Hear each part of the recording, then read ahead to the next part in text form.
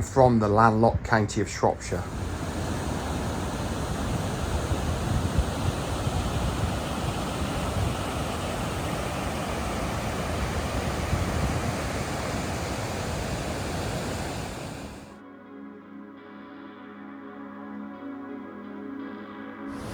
So welcome back to Third Rate Content.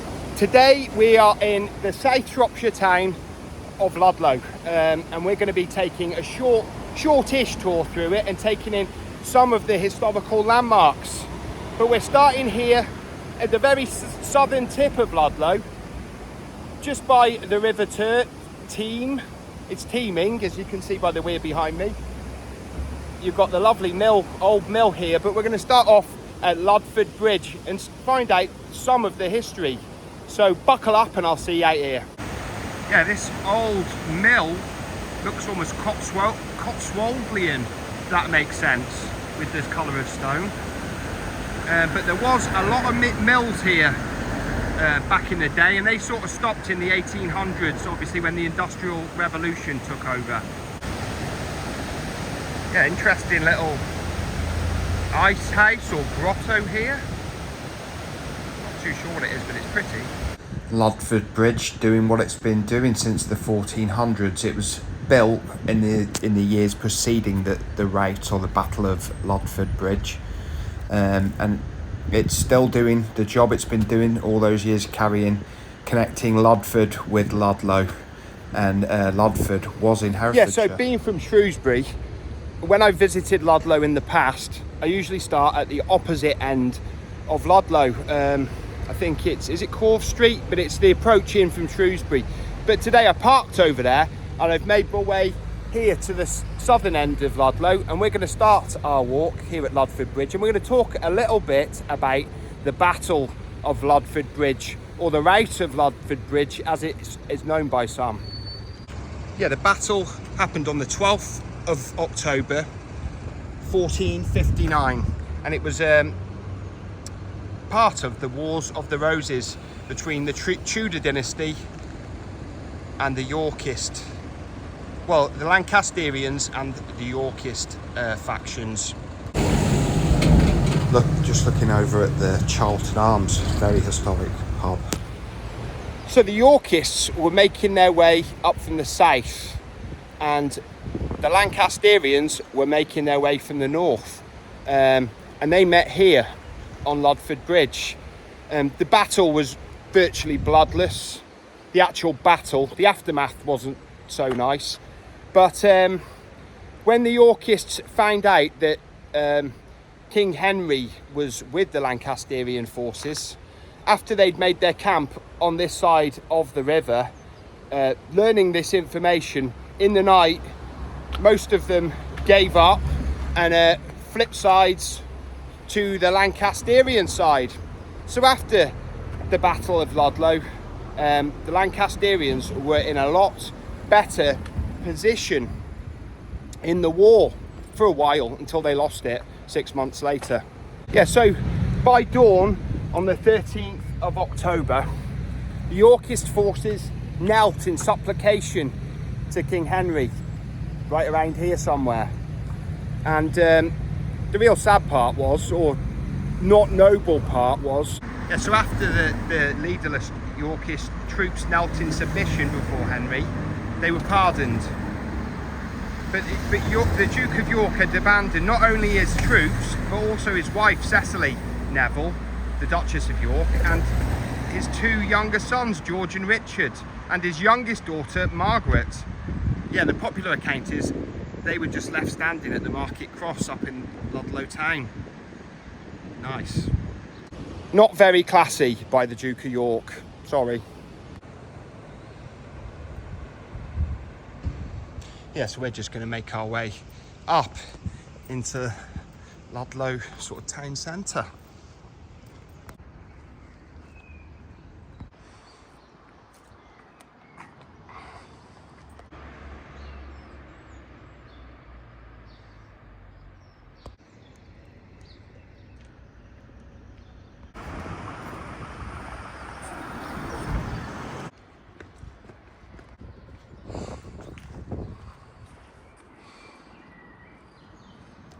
Well, that's some old window filling, I think.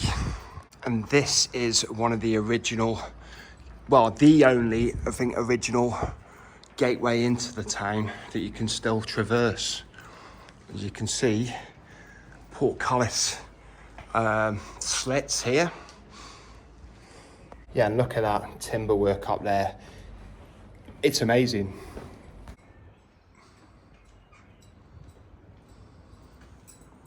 What's great is you can actually drive through here. It is actually a thoroughfare.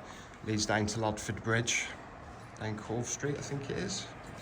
More sort of signs of ancient work being done. Yeah, that's like the other side of the gatehouse. Obviously that looks like it was done in the 1700s, looking by the windows and the frontage of it.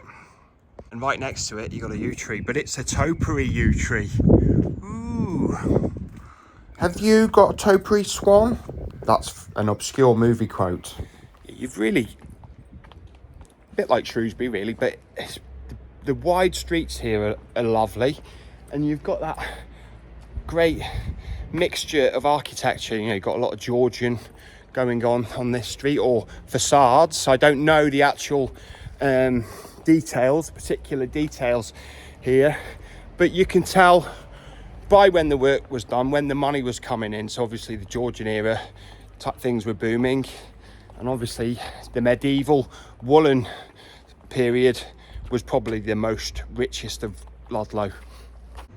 The most affluent time, not the richest. Ooh, I do like that window detail. Yeah, another really interesting side street.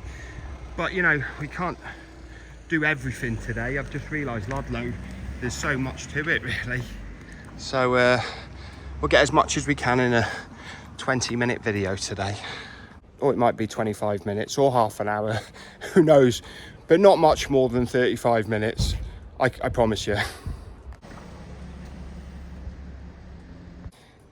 Yeah, according to experts, Ludlow gets its name from the Old English, which translates as town on the hill by the noisy stream. We saw the noisy stream down at the bridge, and now, as you can see, the hill. And it is a pretty big hill actually, and it's hilled on both sides, because I parked at the other opposite end of Ludlow down another hill. So the main part of Ludlow is at the top of a hill, you know, like a lot of these old settlements, you know, for defensive purposes.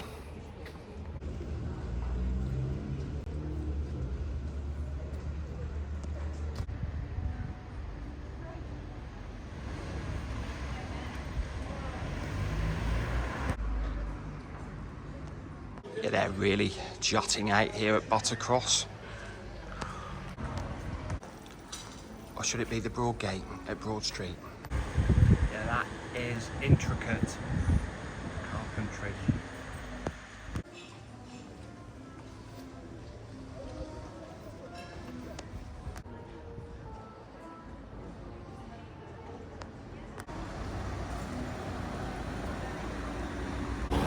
Yeah, I've come here today on Tuesday the 2nd of May. I don't think the market's on today, so it's quite quiet, and I feel like I've almost got the place to myself. You know, I always like that. Yeah, I don't know if that was a door or a window here at Quality Square, not Quality Street.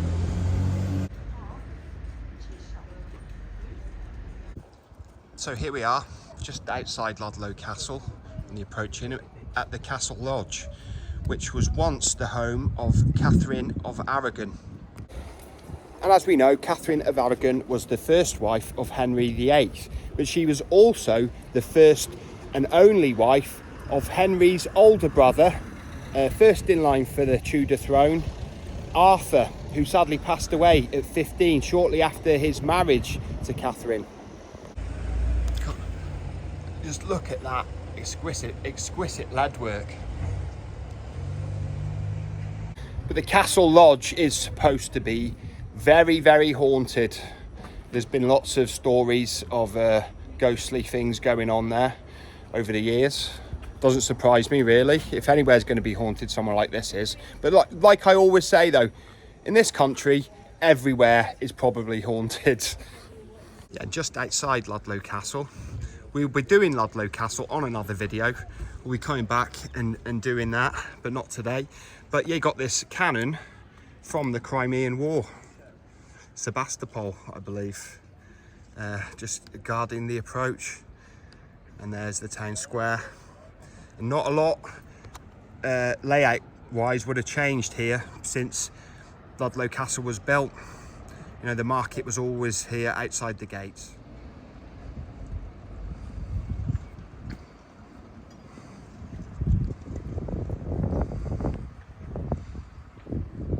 Yeah, Ludlow College is actually one of the oldest in the country.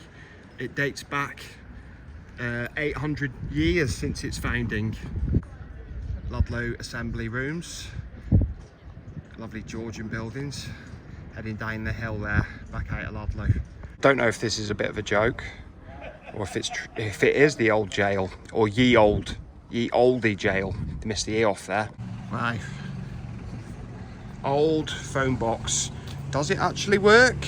Let's find out. It is. Is it for emergency services only? No, it's actual fully functioning phone box alongside this old Elizabeth II post box. Got all that history there in one shot.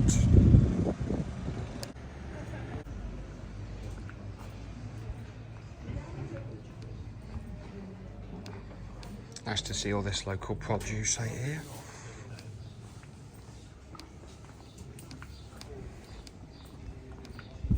Wow.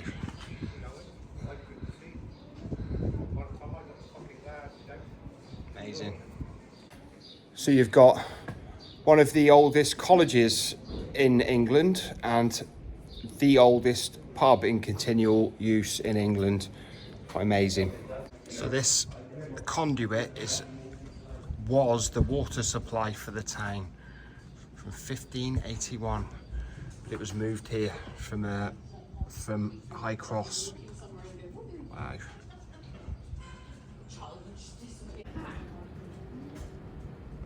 Wow. Real old timber work. I mean, there is so much here in Ludlow. I think we'll do another visit when we do come here to do Ludlow Castle later this summer, hopefully. I'm not going to cross my fingers though. You know I hate that. Yeah, so inside the butter cross, I guess it's like an indoor market where butter, cheese, dairy products would have been sold, you know, undercover. Mysterious mason's mark, or just some chalk graffiti. It's interesting though. It's like a sigil. I think that's what they call them.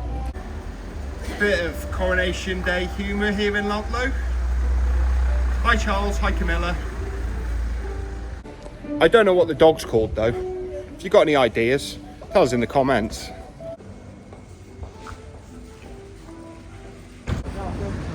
Wow, that is a timber framed edifice. The Bull Hotel. It is thought that the stonemasons who made St. Laurence's Church, that's where they stayed. I don't know, but I imagine it's very, very haunted as well. I don't know if there's a ghost waving at me through the window there. I can't see it. A priest hole has been found uncovered in the Bull, and also an internal well. So it's a room, it's a building full of secrets. Yeah, the Feathers Hotel. One of the most iconic and beautiful timber framed buildings here in Ludlow, and there's a lot of them. Built in the early 1600s, and it's been a hotel since its construction back then.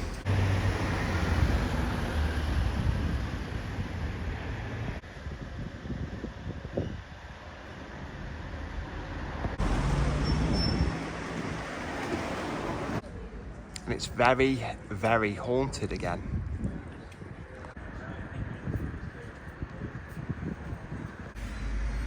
Here on the Feathers Hotel detail. Yeah, there's just something so uniquely and quintessentially English about these carvings. English folklore, sinister, and just of their time. But personally, I absolutely love them.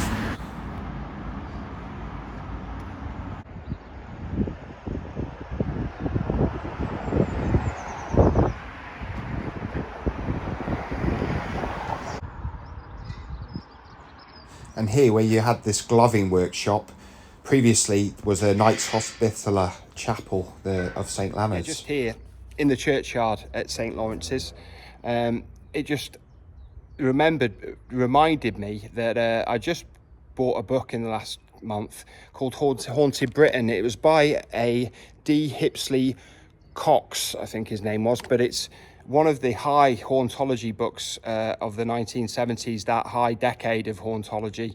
It was published in 1975. The one disappointment about it was that there was hardly any mentions of Shropshire in it. But one of the 3 mentions in that book was here at Ludlow at St Laurence's Church, was of a ghostly apparition that is said to haunt this churchyard of a lady. I can't see her here today, and I couldn't see her from the other side of the church, but according to the book, she's supposed to be here. But that book has got fantastic, very evocative photography. I think it really is a top hauntology book. And just here at the back of St Laurence's Church, you've got this sort of cross building. It is very Jacobean, a bit like the Feathers, with the very ornate decoration and a timber framed detail. Elements of this fine building do go back to the 1300s. The building's official name is the Reader's House, and that pertains to that this would have been where the reader for St Laurence's, the Bible reader for St Laurence's Church would have lived, and obviously that would have been a very prestigious position. So not many people would have been able to read back in the 1600s and before. And I imagine it's probably haunted. But then again, where isn't haunted in this great country of ours? Yeah, I'm not 100% sure which story, but this looks really old here at the back of St Laurence's. I wonder when this ironwork was installed.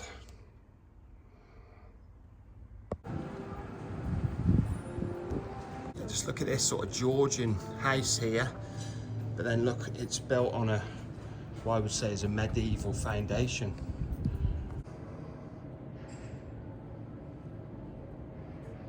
Yeah, we're just going to go and have a look around St Laurence's Church. It's got a lot of detail in it. We're going to try and get as much as we can today, but I don't want the video going too long. We'll see how it goes. And just on our way into St Laurence's Church is a bit of mystery. These pentagrams, they say, were put on here as masons' marks and mystical masons. Yeah, I'm not sure what that means. JCS. Could have been the person who made these. Got this one as well. I've seen something like this at Shrewsbury Abbey. It could be more of a straight, just showing you which way to install it. As opposed to these ones, which have esoteric and occult meaning. Yes, St Laurence's Church is known as the Cathedral of the Marches because it is a parish church, but they say it's the grandest and biggest parish church in the country. There's probably cathedrals that aren't as big as it or grand. Yeah, the font here is very, very old. It was actually the font from the original Norman church on this site. This current structure we're in now was rebuilt in the 1100s and then again later on. Richard of York, King Edward. We just talked about Richard of York and the Wars of the Roses.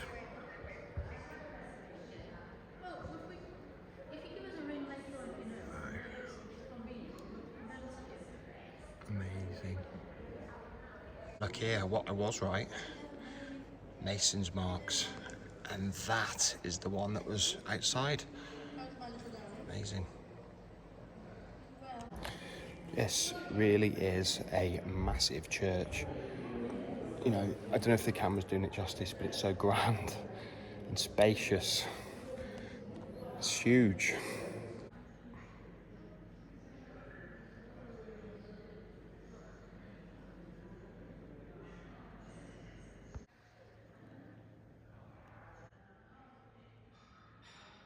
So it's very comfortable for all eternity. Best way to be. This carillon actually was a kind of music box, you know, like these all played the different notes. They caused hammers to strike bells. Very clever. It's from 1683. So a lot of the money that was lavished on Ludlow Church, St Lawrence's Church, was were by guilds, and one of the most prominent guilds was the Palmers Guild, and to be a member of it you had to have made a trip or pilgrimage to Jerusalem. Though the 15th century was when the most profound changes happened in St Lawrence's Church.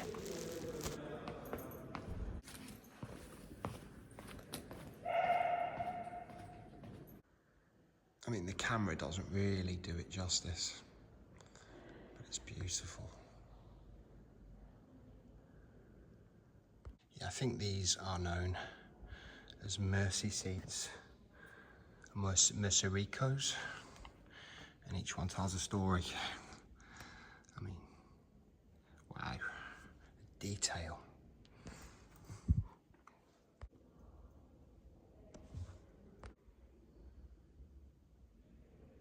Some say that this one's King Richard II.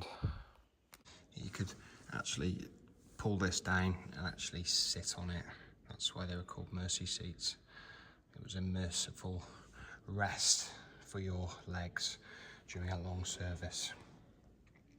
Yeah, these carvings, absolutely exquisite carvings would have pertained to what the person who had this seat made did in life. So each one tells a story. Yeah, very interesting. Obviously the left is life, and this perhaps is the afterlife. I'm not 100% sure actually. This one's a dishonest brewer of ale. You can see the barrel and the hops. This guy is pulling his socks up with a sort of odd grin on his face. Not sure about the meaning. I think that's an owl, maybe. Mystical creature. And this one is wrestling. And did you know that wrestling is one of what could be the oldest pastime in human, in the human sphere? Wrestling almost has a folklore all of its own, and it goes back in all cultures, especially in Britain.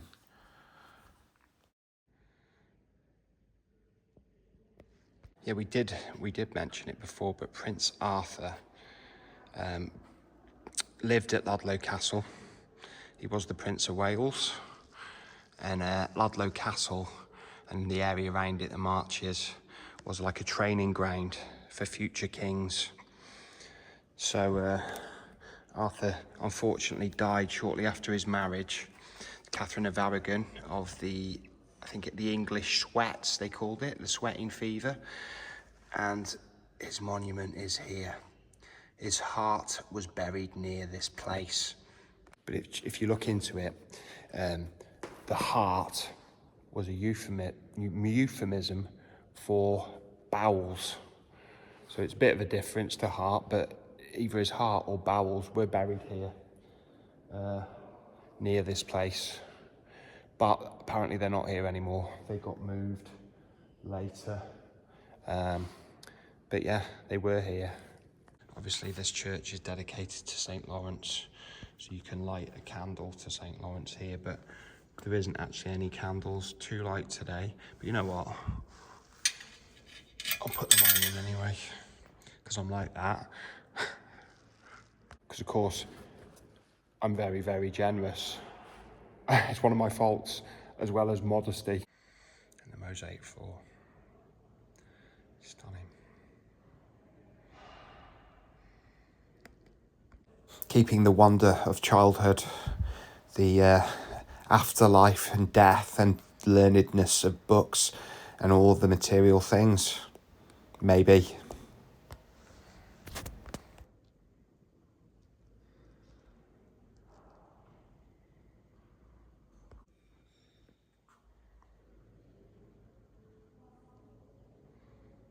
Top tier, timeless craftsmanship in any age.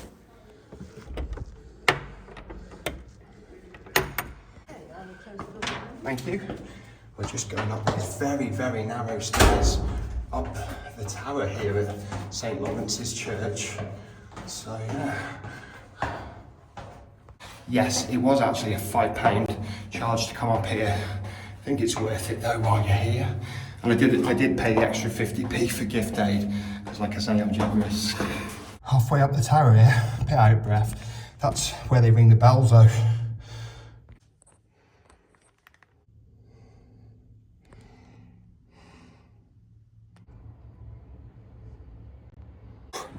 Made it up all them, probably 250 steps. I didn't count them. But here we are at the top of St. Laurence's Tower. The view, as you'd imagine, is spectacular. Yeah, amazing. There's Ludlow Castle. We're going to do a video on that this summer. Yeah, Ludlow Castle has got a huge outer bailey, and then the inner bailey's there, and obviously the main sort of castle area. But we're not doing Ludlow Castle today. A lot of history over there though, like in all of Ludlow. Yeah, St. Laurence's Church is known, or was known, as a wall church. A bit like Shrewsbury, Ludlow had a lot of wealth back in the medieval days, but most of it came from the wool trade. So wealthy contributors to the church chipped in to have Ludlow Church, St. Laurence's, built, and thus it became known as a wool church.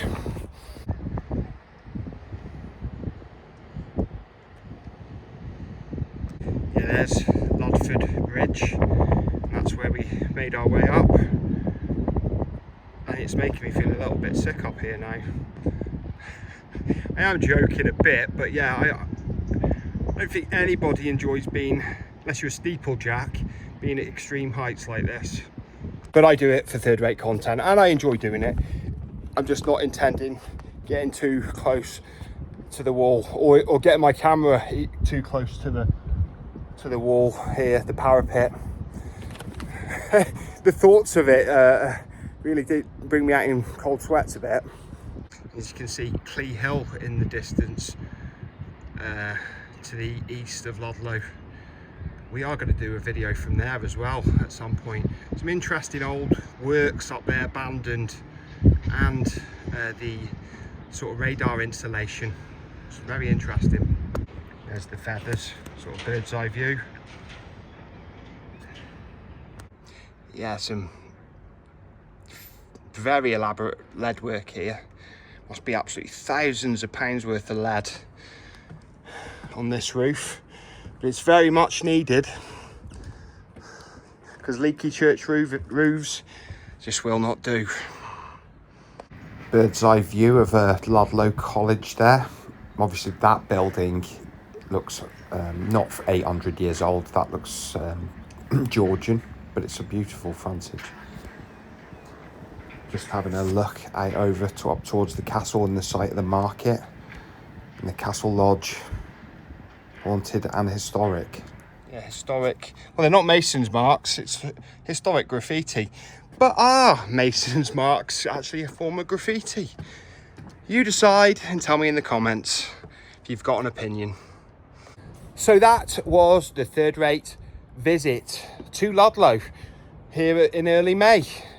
Really enjoyable visit. I think we could come back here, do Ludlow Castle separately. We could come back here, you could do another video on Ludlow, I think. You know, all the alleys we walked past, and didn't really get to go down because we're running out of battery a bit here today. And of course I don't want the video to be 45 minutes long, because they take forever to process and render when you upload them, for me anyway. So I'll try and keep this one to about 25 minutes today. But anyway, thank you for watching to the end. It's been really enjoyable, and I hope you enjoyed too. But if you're still here now, you probably did enjoy somewhat. But like I say, if you did enjoy, please leave a like. Think about subscribing if you haven't already, but thank you if you have. And don't forget to leave a comment. I do love a good comment, and I reply where applicable. And also don't forget to hit the bell if you want to be notified of all the third-rate content goings on. So if I don't see you soon, I'll see you 3 times as soon. Third-rate content. Sign out. Bye-bye.